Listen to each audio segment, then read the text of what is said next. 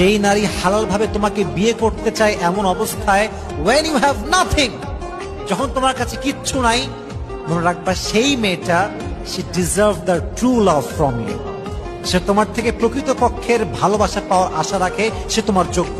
কারণ মাথায় রাখবা, শূন্য পকেট যে পুরুষের, সে পুরুষের দাম কিন্তু সবাই দিতে চায় না। যে পুরুষের পকেট ফাঁকা, সে পুরুষের জীবনটাই ফাঁকা বর্তমান সোসাইটিতে। এজন্য যেই নারী পুরুষের হাত ধরে শূন্য অবস্থায়, সে নারী হচ্ছে সবচেয়ে উত্তম নারী। নবীজি বলছেন, তুমি যদি বিয়ে করে সফল হতে চাও, টাকা পয়সা আগে গুরুত্ব দিও না, স্ট্যাটাসকে আগে গুরুত্ব দিও না, আগে দেখো তার চরিত্র কেমন। যার চরিত্র ভালো হবে সে আমার বউ হওয়ার যোগ্যতা রাখে। যুবক ভাই, কাউকে ভুলে যাব কেমন করে, কারো স্মৃতি মাথা থেকে মুছে ফেলবো কেমন করে। একটা হারাম রিলেশন ছিল, ফিরে আসছে, হারাম থেকে ফিরে আসছি হুজুর, বাট যার সাথে আমার হারাম রিলেশন ছিল, ফিরে আসার পরে তারে আর ভুলতে পারি না। এটা অনেক জরুরি একটা বিষয়। মাথায় একটা কথা অলওয়েজ রাখবেন, কাউকে যদি ভুলে যেতে চান, তাকে যে সম্পূর্ণ ভুলেই যাবেন এটা আগে ভুলে যান। কারণ আমাদের যে brain, this is not like a device, এটা আমাদের heart, this is not like a device যে আপনি একটা ডিলিট অপশন ক্লিক মারলেন আর অটোমেটিক্যালি ডিলিট হয়ে গেল। the matter is not like that man. এটা আমাদের মন, এটা আমাদের ব্রেইন, এটা চাইলে আপনি মুছে ফেলতে পারবেন না।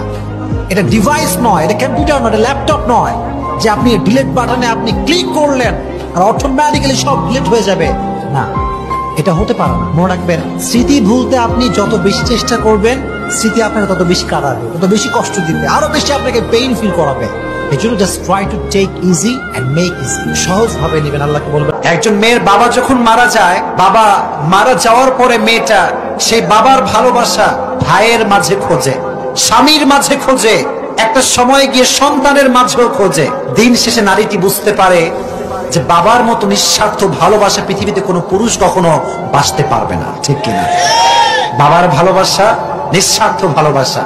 এই জন্য বাবার ভালোবাসাকে মূল্যায়ন করার দরকারটা আছে না নাই?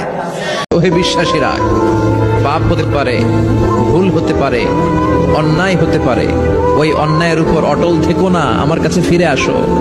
কাম টু ইউর লর্ড, তোমার রবের দরবারে ফিরে আসো, ক্ষমার মতো ক্ষমা চাও, ক্ষমার মতো ক্ষমা চাইলে আমি সব ক্ষমা করে দেব।